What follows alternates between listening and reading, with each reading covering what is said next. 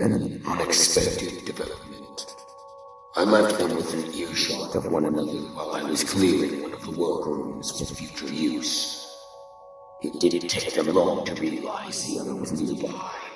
Perhaps a side effect of the nature of their souls. They made meaningless noises at each other. Subject 1 is capable of it after all. Nothing unusual or noteworthy. But then, they began to battle. I could recognize the noises they were stringing together. Bits and pieces of things I've said to them. They even mimicked my tone of voice, though clearly without understanding. They can speak. They can learn. They are sentient after all. I don't know how I feel about this. I specifically accelerated their growth because I didn't want them to look like children. I don't want them to sound like children. It's unnecessary. The rapid growth may apply to their minds as well. If they can progress to an adult level of understanding, at least then, I will introduce them to each other tomorrow with the proper precautions in place. This wasn't in my plans, but one must always be ready to improvise. We'll see what happens.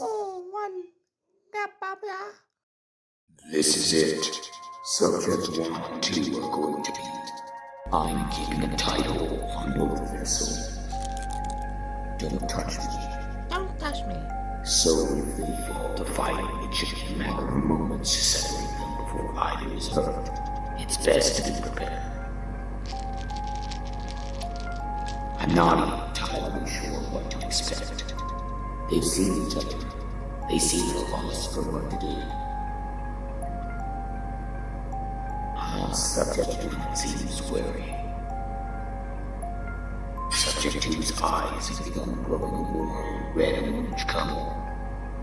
Subject 1 soon began glowing light blue in response. This seems to have calmed them. They are approaching each other. They are curious about the other, as one may expect. They are the first living thing they've seen aside from myself, after all. They are very eager and quick to learn.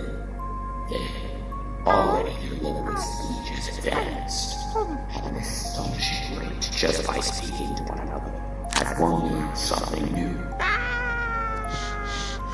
Not high. So the other builds off what they learned to new heights.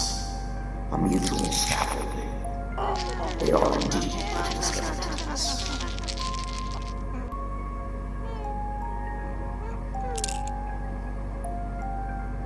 And they are getting very attached to each other very quickly.